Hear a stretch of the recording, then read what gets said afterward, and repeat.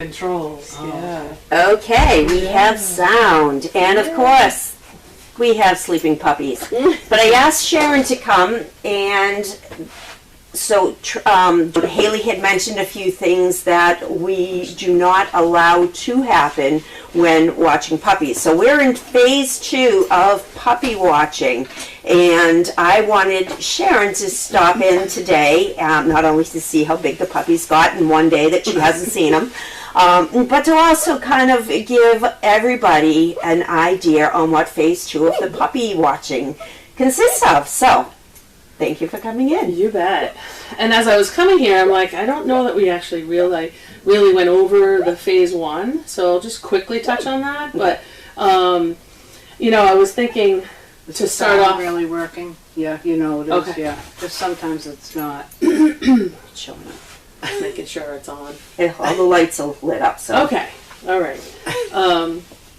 So in everything we've been talking about, it's kind of like we look at the product of what you want as a service dog. And the Service Dog Project and their mobility dogs are very unique in what you want as trainers working with adult dogs or adolescents. You get them when they're very young. So I wanted to ask you, like, what are some of the attributes or characteristics that make a really good service dog? Focus. Yeah. That is one. Focusing on us instead of noses to the ground. So when we give them treats, when I first came, I noticed that people would just scatter treats on the floor to give the puppies something to do while they exited or did something else as a distraction, right? And that was kind of, we don't want the noses to the ground. We want the noses up. We're always saying head up, head up, head up when we take the dogs out walking. Yeah. We want them to focus on what is happening there, not on the ground. Mm-hmm. So that was one of the first things that I tried to put a stop to. Mm-hmm. Like, don't throw. If you want to give a cookie or a treat, hand it to them. You know, get them nice and gently taking it from your hand, not scourging on the floor. I mean, when they are playing and you have like a snuffle mat or something, that's different. You know, that's them foraging and that's them just playing. Yeah. But when working with these dogs, we need head up.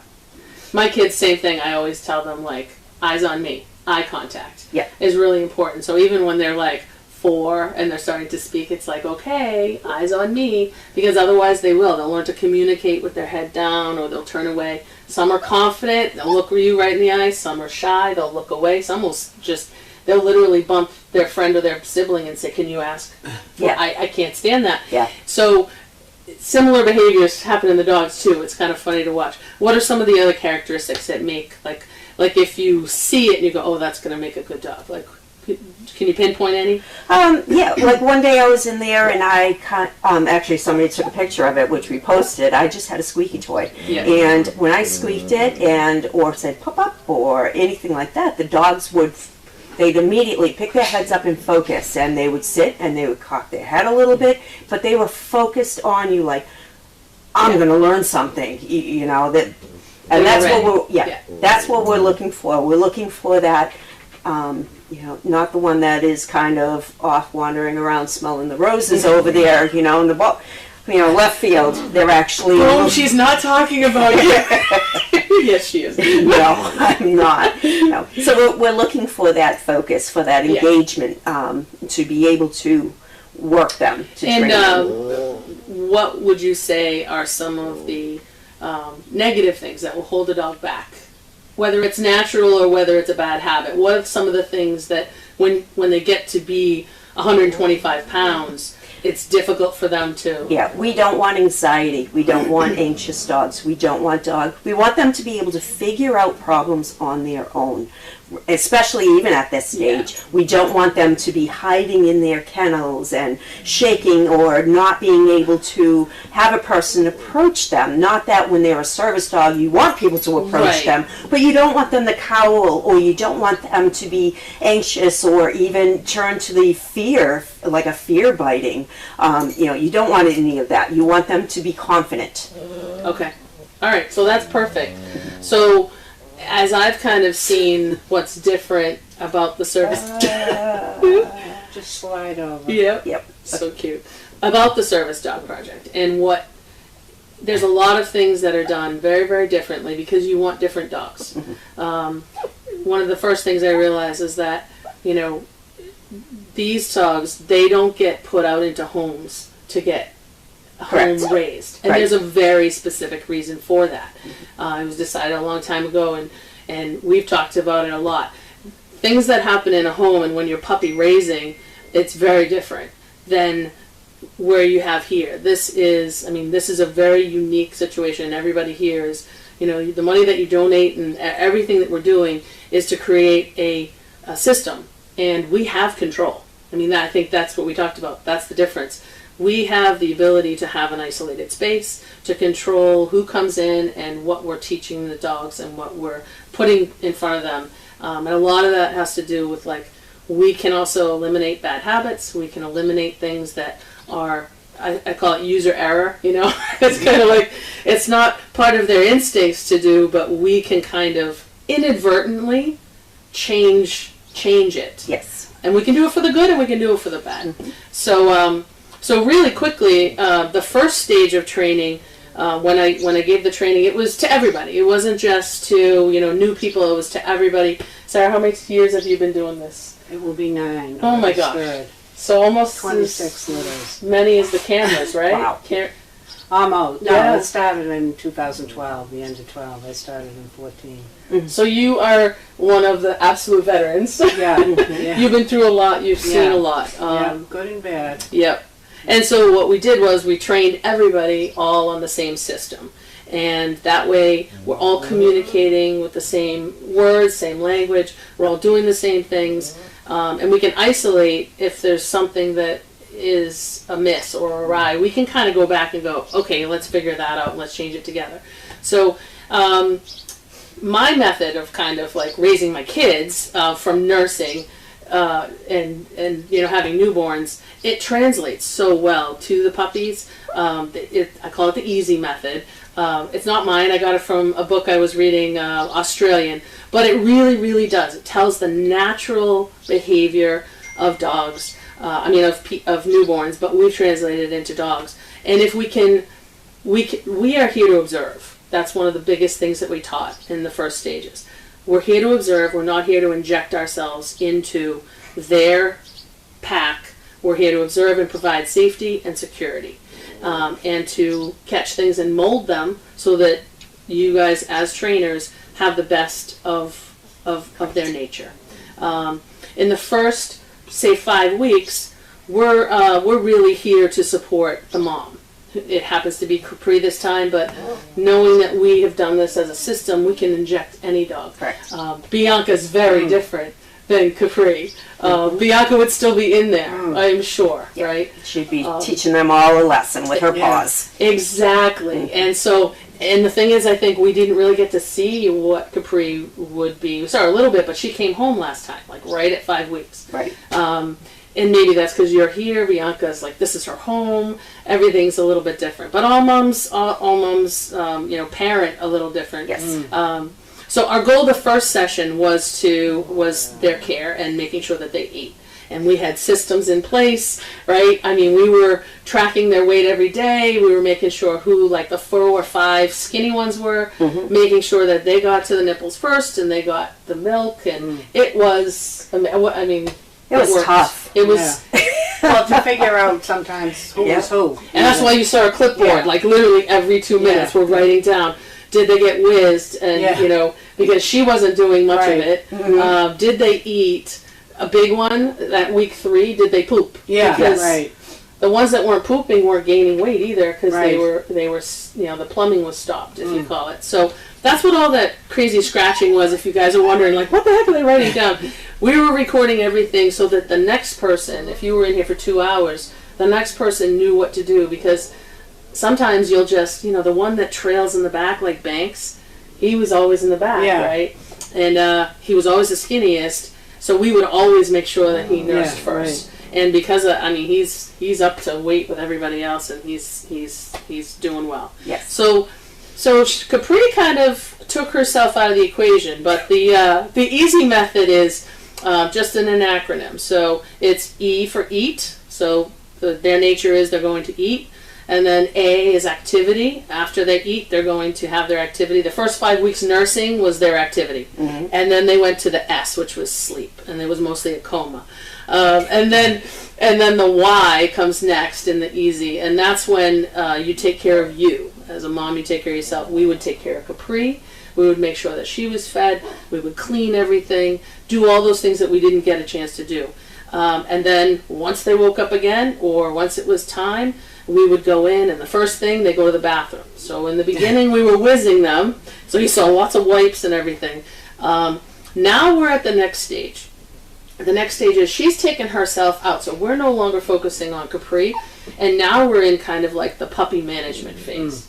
And again, we need to be observers, not inject ourselves in. So if you see us sitting in this chair around here, or we're sitting outside, it's not because we don't love the puppies or don't want to be in there. Believe me, snuggling and cuddling with them is because the system works best when we observe and we go in when we can help.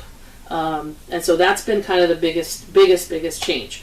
Capri, the mom, would normally be in there. Bianca would be in there, giving them their warmth, giving them their discipline. When they act, when they wake up and they're active. She would be disciplining them with her paw, with her nose, nudging them. The sounds, the if there's biting, if there's anything. She sits here, and you can see when something is out of. She raises her head and kind of might go over and look. Out of whack, she'll come over. Is that my son there bothering? and then she'll look at one of whoever's here and kind of go, "Are you going to do it?" Right. I'm not going to do it. You do it. Same thing with the eating, right? So it's like Donna's in here, or anyone's in here. We're getting the gruel ready, or we're getting ready to feed them. The puppies know. She comes over, and she'll just put her head over. She always has her little boom, and then she goes to everybody else, and and that's it. She looks at you to do your job. So so we're gonna step in only because we have to at that point. So the method is still the same. So we're feeding them out here, or when we're spoon feeding them from here, we're teaching manners. We're not letting chaos rule the day, even though it looks like chaos.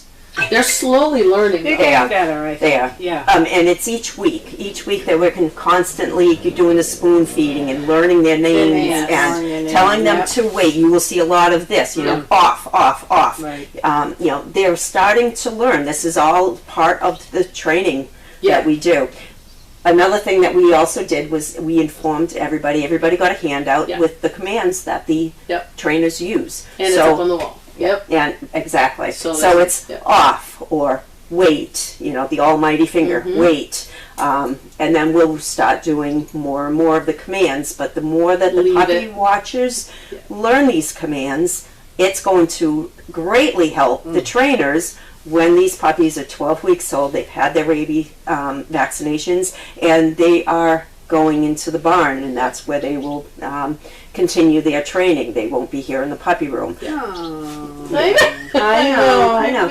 Well, once next week when they get their C5, they're going to be able to start coming out of here. Which will be good. They'll be able to start moseying out into the real world. They'll be able to go into the teepee area, doing puppy marches back and forth, explore all the grass over under the swing set. They'll be able to go places on the property, and they're just going to thrive. Yeah. But they'll know some of those commands. Exactly. So that's huge. Like, it wasn't that way before. You didn't know what you were doing, or at least I didn't when I first started, and I didn't know what words to use, We have it written down. We have the part of the training. We go over those things. So, leave it. When we're in there, the basic method is when they're eating, and after they're eating and they start their activity and they're playing, we're in there, we're standing up.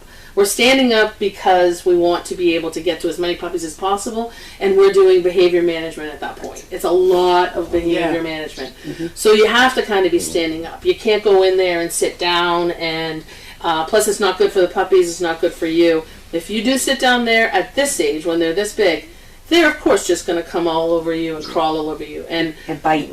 Not as much now, though, I noticed. They're better? I went in for a few minutes because they were fighting. Yep. And then they started pooping, so I picked that up, and then I came out. Yep. A couple came over, but the others, no, they didn't. So that's I good. think they're learning that already. They're interacting with each other. And that's what they should be doing, right? Yep. So that's great, because I know we have not been in there as much, so cameras, if you're not seeing us in there much, again, you want to know, it's because there's a purpose, not because we're not in the room. We are absolutely watching everything. Going in there, we're standing, and then usually when I'm through kind of picking up all the poop and everything, then I kind of go down to my knees, whichever group is active and has the most troublemakers, shall we say. Some play very well. Others need to be, they need to be guided and told what's okay and what's not okay, especially if Capri's not going to do it. So you might see us on our knees in there, having the toys available, like Lynn was saying, using them as focus. I've been telling everybody, we have already been part of their training. And we are continuing as being part of their training. If we want to do the best we can to set these dogs up in no way for failure, but only for success. So using toys, we're already doing name recall. You'll see maybe, like when I have Addie here, she'll go on one side, I'll go on the other, and we'll do pup, and we'll have a little toy, and we'll try to get them all to come over, and you'll see which ones are stragglers, so those things, they might need a little bit more guidance, but they have that focus in them somewhere. Some you have to pull it out a little bit more, right? So that's, I think, what we get with this too, is isolated training, where you can actually okay, I'm actually supposed to interact and focus with these puppies, which is great for a volunteer who comes for only one. You know a lot. Someone who comes new or for just 1 or 2 hours, it's like, this is the things we're working on. So I'm on my knees, or we're doing this, and then, when like half or 3/4 they kind of cuddle up and they fall asleep, then you kind of have your 2 or 3 that are like still going around, and they might be trying to come over and bite everybody's ear and wake everybody up. Not to point or mention any names. But you know who you are. And that's kind of the time, really the only time I will really kind of ever sit there is when there's like maybe 1 or 2, maybe 3. And, they'll come over, you can use that. Haley made a request, and it's a great one, to make sure that we're like playing with their hands. Front and backs. So if there's any puppies left at the end, I won't let them come above here. And I think that's a good rule, because they're also, if they're coming up to here, they're showing dominance. Right. So we have that problem with Mandy at home, who the 8-year-old, when she's 7, she loves laying down and rolling around, but it shows dominance, and they see people as part of their pack, not as trainers. And the goal is to get these guys to you focused. So we're practicing with the toys, we're practicing their focus. Disciplining them only when necessary, and that's one thing. We had Haley in here. I think it was during the last puppy talk, and I happened to be here. And so something happened at once, and so we talked about it really quickly. But the redirection and the disciplining is important, because Capri would or Bianca would normally just do a quick. She'll put her head right on them and pin them down to the ground to make them stop.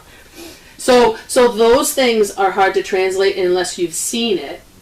And adult trainers, you guys are in the barn, have seen a lot of it. A lot of the puppy sitters, and new ones especially, and even probably the camera people, haven't seen, when you have to get in there and kind of and do the disciplining. So if you see us, it's going to be a very quick, 1 finger or a 2-finger tap. If they're biting you and they're constantly biting you, the direction is just to quickly leave it and move on. Because I was telling them, like, the moms are not wagging their fingers and saying no and having a conversation with them. And if they get bit by their sibling, they're not, the mom's not over there licking their face going, "Oh, are you okay?"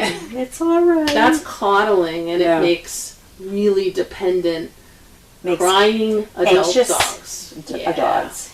You'll also see us sometimes, we will just stand on the side and just call the dog, call the name, and if the dog responds, great. A reward, praise, you know, spend a minute, you know, good, you're a good dog. If the dog doesn't respond to the name, because, you know, they're not going to know their names, not all of them at this point, then you go in. You can also grab them by the scruff and just shake it a little bit, pull it to the floor, just like a mother dog would. Yeah. The redirection always first, and then if you have to put, I mean, if they're biting you and you have to kind of stop it, it's just a tiny, tiny quick. Usually within like twice of just getting that little bonk, they start licking your hand, which is fine. They can lick. I mean, and you give them praise and they get petted, and so they learn that they're thinking. Yes. We're not teaching them to think. We're just catching it. And encouraging them, this is a good thing. You should think what makes sense, you know? And yeah, so the disciplining there, if you happen to, sometimes they're loud. There's been a couple that have actually gotten like really growl. Yeah, they get really sometimes growly. they are really mean, really. And if we can stop it definitely. at this size, then when they get up a little bit, because they're going to grow so fast. That when they get up older, it's much harder to have to break up something that wasn't broken up. Then you get to keep them in a pack even longer. Yeah. Knowing that they're all respecting whoever the human is that is with them, whether it's walking outside or feeding or anything. They're not going to get away with being aggressive or dominant over another one. We're the alpha. They're not. Yeah. No, and that's exactly it. It doesn't have to be a range. It's just, nope, you're a dog. And I think another thing that I'm seeing, and I think everybody else is too, is that they really are bonding with each other and going to each other as their pack mates, as opposed to, I mean, because in the beginning they're going to go to warmth. And the human, whatever human's in there, they're going to be warmth.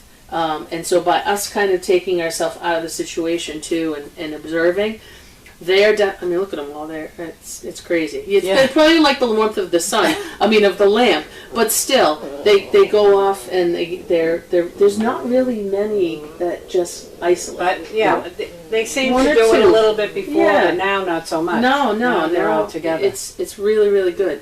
So the goal is, again, so the next stage of training is that we're all on board, and also, you know, I've done this training with the barn staff too, which is the overnights, day staff, and barn staff, which is great. All this week, anybody who comes into contact with the puppies will have kind of had the same messages. And, you know, Sarah and Chris, they both were in here, and they're going to get contact with these guys. And I have encouraged them. Come over, spend time. Spend time during your shift. Come in, take your shoes off. Go in there, be with them for a few minutes, you know. Not only is it good just to have interaction with them, but they will know your name, you will know their names, and there won't be that kind of abrupt switch. Yes. You know, that was one thing. It's nice to have a gradual transition, and I think we're going to have an amazing gradual transition, even with the change of dogs. There's been first time I've seen Wallace over here. I'm excited to go see Wallace. But different dogs. You know, you have the barky dogs. You have the whiny dogs. You know, I can only imagine what it's like to be a newborn, and you have, you know, you've got Larky, you've got Jiminy. I was up there in the house. It could get a little loud, but then to come all the way down to the barn, it's darker. It has smells. Lots of smells. There's other animals right across the way. The donkeys and they got the donkeys that, you know, I think it's Mo every morning 5:30. She's every time. You got birds. There's birds in the house that are like in the corners. So as a little guy or little girl, puppy at 12 weeks, it's gonna be freak you out. So if you had anxiety before, and your person was always the one to make you feel better, then you're down there spending nights alone. You can't get to your other siblings, and it's pretty. So it can be pretty scary. It's like moving my kids when they move from like the all girls room to, you know, out of the crib, and you're going into the big kid bed, and oh, by the way, you're on your own. That would not. That's when you have screaming babies that come into your bed and want to snuggle with you at night. The minute you do let them do it once, they're there forever. They're there forever. So our goal Lynn, is to hand these puppies over to you and have it be a transition that we've encouraged all of the characteristics that you talked about, that we work on focus, that we work on their manners, that we hand them over to you so that you can continue your training. And it's for the good of the dogs. I mean, if these guys, I can't wait to see how fast this group of litter gets the training and is able to get matched, because you're teaching them skills. You shouldn't have to worry about their behaviors. You know, we don't want to mess anything up. We want to help along the way. So hopefully we're doing that in a systematic way. Yeah. Well, I think starting probably next week at some point, and we'll put it up on the board. We actually, Diane was wonderful. She actually did some research on sounds. So we were looking at getting a CD that played fireworks and all that. Turned out they returned my money and said, sorry, we can't provide it. So we did find, though, on YouTube. So we do have a smart TV here. We'll be on YouTube, and we will be playing those different sounds of. They're already used to dog barking. But they hear the birds. They hear the birds. That's so probably not motorcycles. No, it's great. It's motorcycles, trucks, fireworks, thunderstorms, all those different things. We'll be playing for short amounts of time during the day to get them accustomed to some of those noises. We're also going to be using one of these kennels on the side to put a lot of the litter and just work on a couple of pups at a time right here in the puppy whelping area so that they can learn different things. You'll be able to see it, which would be awesome. And every puppy, again, will be touched. What is that saying? No child goes... I don't know. It's one of those school sayings. No child will be left behind. Oh, left behind. There you go. We'll be doing the same thing. I homeschool, so none of them. They're always right at my feet. Right. No, but But we'll be doing that with the pups, and hopefully every single one of these pups will become wonderful service dogs. I absolutely think they will. Yeah. Because none of them, they can all do it. Yeah. They really can. They'll be matched with different types of people, which is great. But I think every single one of them can do it. You just got to find them, catch them. I always say, catch them doing something right, and encourage the hell out of it. Yeah. And you'll have a dog that wants to make, or a person that wants to make that choice. Yep. Yeah, because they do. They naturally want to please you. Yes. Until they realize that's not a good thing. I should just go be trouble. Because that's the other thing. Yeah. I just had this attention, right? And I just had this lesson with my kids. It was my 14-year-old, and he struggles with the 8-year-old sometimes. And he started doing, and I was just listening, and I said, Amber, come in. I'm going to give you a parenting lesson, because he was focused on telling her what she was doing wrong and how she could change it. And I said, honey, I'm going to tell you one thing. Attention is attention, and negative attention is the same as positive attention. Yeah. You just spent 15 isolated minutes looking at her, talking to her. You were telling her things she was doing wrong and trying to correct it. She doesn't care. No, she had your attention. She had your attention for 15 minutes. That's a lot. I said, your kids will do whatever they have to do to get your attention. So catch them doing something right. And spend 15 minutes giving them praise. And then we'll, it's only my little lesson to him, but it's exactly the same. Catch them doing something well, and I'll tell you, having the ability to have so many people in here and actually observing them. I mean, you guys spend time, money, resources to raise these puppies. You don't send them out at homes. Right. They get A1 top service dog training. And we're just using everybody who's in there for the purpose of training now. No one's just coming in here puppy sitting. Right. They're puppy training. They're, and it's going to be great. Because every time you touch a dog, you're training a dog. That's right. Yep. So if you have any questions, I mean, I know we're not answering any now. If you want to, we could, but I can certainly look through the rest of the day and I can try to answer anything. Well, let's see if there's any questions out there. So if you guys have any questions about what Sharon has said to us, let us know. And because they're not all up and making all kinds of puppy love noises. I know. They've heard the worst noises already, right? Oh yeah, they've heard feeding time. Yes. Oh. Yes. All right, so let's see. But we could certainly, I'll tell you, I go over there. Don't wake them up. No, I will not. But they know the tap from over there. Yeah. They know the tap of the can. Yeah. And they are like up and And the blender. whoa, forget Blender's about it. done now. Forget it. It wasn't even the blender the other day. I had a mistake of bringing Oh, that they know all I that, did was walk it into the room. I had it ready. and they know. Holy moly! I had just fed them spoon fed, so they weren't hungry. Right. It was all behavioral. It's amazing. Wow. So sound is on the nursery. Thank you, Crafty. Thank you, Swam. Crafty says, thank you for the informative training discussion. If you are reading, when will Capri start going for overnights? Home? Mm-hmm. Oh, then I have to talk. So, I mean, we, from the beginning, said we're going to do this the right way. And she can stay here as long as she needs. That's the answer. Yeah. I still think that she is, even just by being here, I think she's doing something. Yes, I agree. So I am not going to try to pull her early or anything else. I've told my kids, listen, you want to come visit her? We come visit her.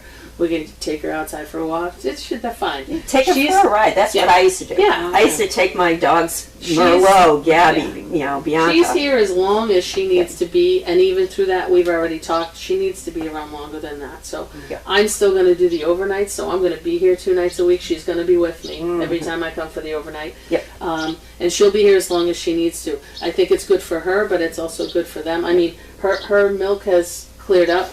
Mm-hmm. I think it was worse the last time when she came home early, because with Mandy, she was still nursing, and we didn't know that Capri was not a very good disciplinarian. Yeah. She is not. No. She let Mandy take advantage of her way too much. We're paying the price now. So, but now I know that it was Capri. She's done it. She separated herself, and she's over there. She wants to come and peek, and she wants to care and love them from afar. And Count them, make sure they're all there. She does. Yeah. She makes sure people are doing their. Yeah. She's a good manager. She is. She did come in. I saw her at the end. I don't know if it was the weekend. I saw her in there several times, letting them nurse. I was kind of surprised. When I'm here, she usually goes in there, and even if it's just she listened to you. Yeah. No, it's not. I'm not even calling her. She did but she'll go in when I'm with the others. Yeah. She'll go in when she knows she can only have, some of them are sleeping. But she does the weirdest things, like when everybody gets the food in there. I saw the other day, Cindy's got everything in there. Yeah. That's when she comes in. I don't want she inspects their bums. Yeah. She walks around. She's not going to clean them, though. No, but she's inspecting them. But if it helps keep order, if they know mom's there and she's the one. I mean, I just think it's just good. Yeah. It's good for them to also respect adult dogs. When she's in the pond, going for a walk or whatnot, she can't wait to get back. Yeah, she runs back. Right. Yeah. The other day I was over there, and it was morning, and one of the dogs went off. I think they were finishing some hay or whatever, and she heard a bark, and she couldn't get to that door fast enough. Yeah. As I had let her off leash over there, she was just enjoying, and she was like, "Mom, we need to book. We need to go now." So it's also good for her too to have that extended connection. Yeah, she knows they're all in good hands, because she doesn't know her dogs, the Christmas litter. She doesn't know them now. Like, maybe if they were around a little bit, she would, but they don't know her as much, and I don't want that. Like, Like, I can put Bianca with any of the turtles, and she still reprimands them. Yeah. A lot of the mothers didn't seem to know their dogs. Yeah. Maybe because they left early. I suppose. Yeah. And it was Christmas when we came. When she came home, it was still winter time. Yeah. So they don't get to play outside. So if we had kept coming back, which we should have. If we had kept coming back, they would have had to be inside to get to each other, or kennel, kennel. They're still playing outside, but she's staying as long as, and we volunteer, so we're here. Yeah. All right. Amber says, I can't thank you all enough. This is so great to see different stages of puppy learning and training. Thank you, Lynn, Sharon, and SaraC for today. Thank you to the entire team working in the different stages of learning from birth. Yeah, it's been really great. Group hug. It's been really great. High five. There you go. Let me see. CK says, applause to you for the intentionally you've injected into the project of getting these puppies to become service dogs eventually. Just wow. And Amber says, I agree, so well planned out at every stage. Brenda from Canada says, very interesting and informative. You ladies really know what you're doing. Thank you for this. And this is a long one. Oh, this is Tina. And what she is pretty much was doing a quick recap on everything that we said. Thank you, Tina. That's awesome. Yeah, she captured everything, including the easy. Good job. That's good. Awesome. Thank you. Archie says, puppy watching training with Lynn, Sharon, and SaraC, and Capri, and the Puppies, of course. Yeah, this is how she parents. Yeah, she's And BioVC says, I wonder if Capri can hear the puppies even when she is outside and when humans can't hear. That could be. They have an awesome sense of hearing. Yeah. Sense of smell, sense of everything. She definitely can tell a lot of different things. We've been across the way and someone, just comes in or gets them, and it's not even the person. It could be Jamie, who she loves, but she'll hear the puppies. Yep. So she can definitely hear what we wouldn't pay attention to, for sure. Yeah. Right. Yeah. I'd like to see what the camera people think about the puppies as far as weight-wise. So there is last Sunday's weight. We'll be weighing them again this Sunday. So I'm curious to see what your thoughts are. How much do you think that they will weigh? What gosh. What do you In think 1 week. the top dog will be? Right now it's Bert. Yeah. And the lowest dog, which is Banks. So I'm going to leave that up to you guys to... We'll put them up there. If we get responses, we'll put the top. Put some estimates up there and see how close you guys all get. Yeah. All right. Well, I think that is it. All We're right. not going to get much puppy noises, but I hope you guys all enjoyed our segment here. And It's great in general that you have a couple of the different things in here because you hear the sounds while they're doing mail call and while they're doing other things. It's great. Oh, yeah, definitely. It's nice. Yeah. It's nice to and see. then the 5:30 donkey. Yeah. Yeah. Yeah. Not everybody can say that. Right, that's for right, sure. right. All right. Well, thank you everybody for joining us. And we're going to work on getting the puppies a little bit more awake on next Thursday. Oh, that won't take much. No, it just takes a... We needed them quiet this time. Yes, we did. That was my whole thing. I'm like, oh my god, I hope they don't go crazy Right. because you won't hear anything. Well, I did Just, spoon feed them about yes, quarter you past did. 2. I think not for that purpose. I just thought it would be a Good good job. thing because they're Yes. hungry. Yeah, yeah. They're always hungry. Yeah, Yeah, right. I always teach my kids engineer backwards. Yeah. So if you know you need it quiet, just move it backwards. Yeah. And you did a perfect job. Yeah. There you go. All right. Well, thank you, ladies. I appreciate it. Thank you to all the CPs out there, and special thanks to Tina for the recap. That's greatly great. apprecited. Yes. All right. Everybody have a great afternoon. Bye bye. Oh my gosh. Their jowls are starting to get bigger and floppier.